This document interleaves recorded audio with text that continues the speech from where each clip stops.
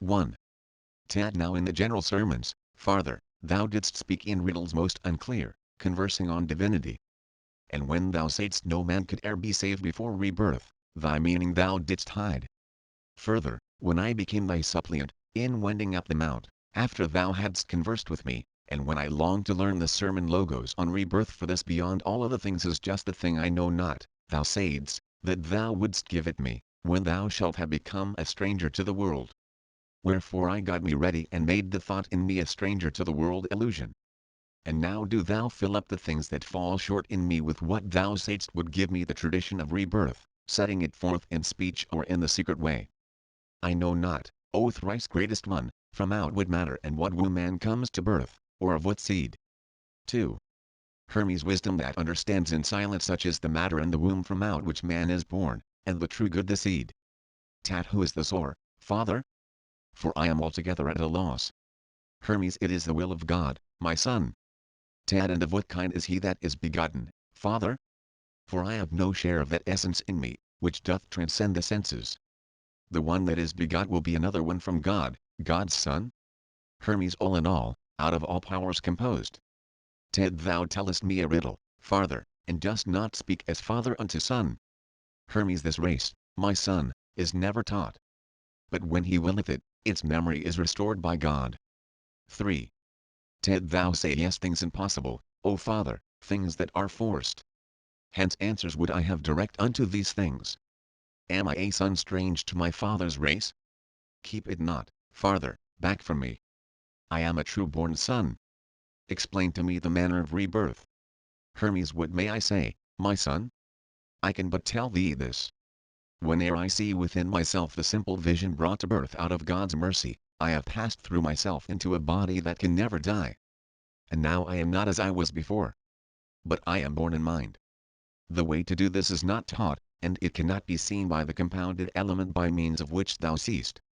Yea, I have had my former composed form dismembered for me. I am no longer touched, but I have touch. I have dimension too. And yet am I a stranger to them now. Thou seest me with eyes, my son. But what I am thou dost not understand even with fullest strain of body and of sight. 4. Tat. Into fierce frenzy and mind fury hast thou plunged me, Father, for now no longer do I see myself. Hermes. I would, my son, that thou hadst e'en passed right through thyself, as they who dream and sleep yet sleepless. Tat. Tell me this too. Who is the author of rebirth?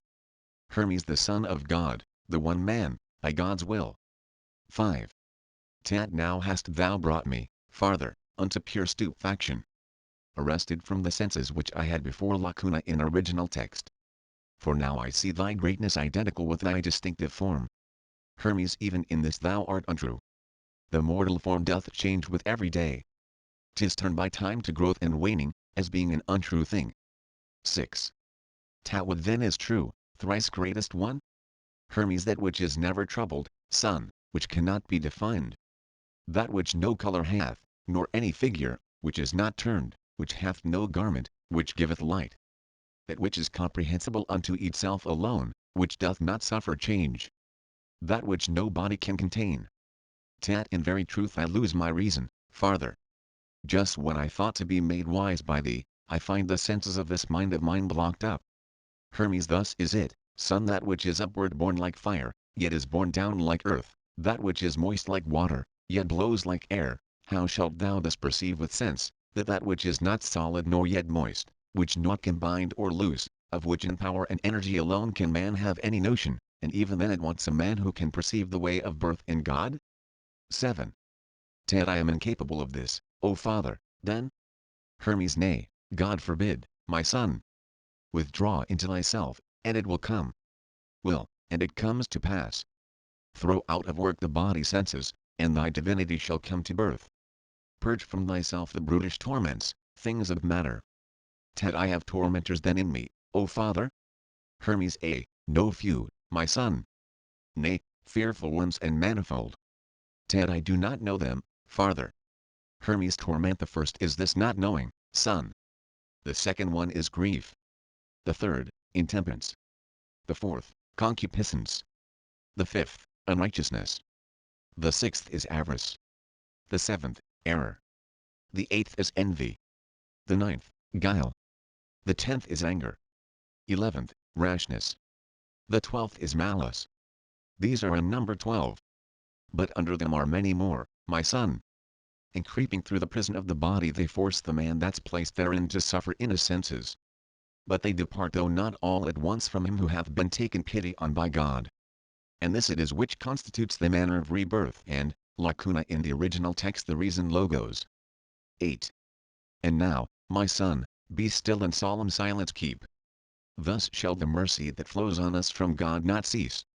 Henceforth rejoice, O son, for by the powers of God thou art being purified for the articulation of the reason logos. Gnosis of God hath come to us, and when this comes, my son, not knowing is cast out. Gnosis of joy hath come to us, and on its coming, son, sorrow will flee away to them who give it room. The power that follows joy do I invoke, thy self-control O power most sweet. Let us most gladly bid it welcome, son. How with its coming doth it chase intemperance away. 9. Now forth, on continence I call, the power against desire. Lacuna in the original text this step, my son, is righteousness firm seat. For without judgment other translators read this without effort see how she hath chased unrighteousness away. We are made righteous, son, by the departure of unrighteousness. Power 6th I call to us, that against avarice, sharing with all. And now that avarice is gone, I call on truth. And error flees, and truth is with us. See how the measure of the good is full, my son, upon truth's coming. For envy is gone from us. And unto truth is joined the good as well, with life and light. And now no more doth any torment of the darkness venture nigh, but vanquished all have fled with whirring wings. 10. Thou knowest now, my son, the manner of rebirth. And when the 10 is come, my son, that driveth out the 12, the birth in understanding literally intellectual birth, neurogenesis is complete, and by this birth we are made into gods. Who then doth by his mercy gain this birth in God, abandoning the body senses, knows himself to be of light and life and that he doth consist of these, and thus is filled with bliss. 11. Tat by God made steadfast, farther, no longer with the sight my eyes afford I look on things, but with the energy the mind doth give me through the powers. In heaven am I, in earth, in water, air. I am in animals, in plants. I'm in the womb, before the womb, after the womb. I'm everywhere.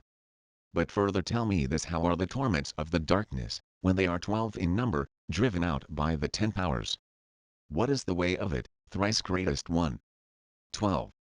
Hermes this dwelling place through which we have just passed that is, the human body, my son, is constituted from the circle of the 12 types of life, this being composed of elements, 12 in number, but of one nature, an omniform idea.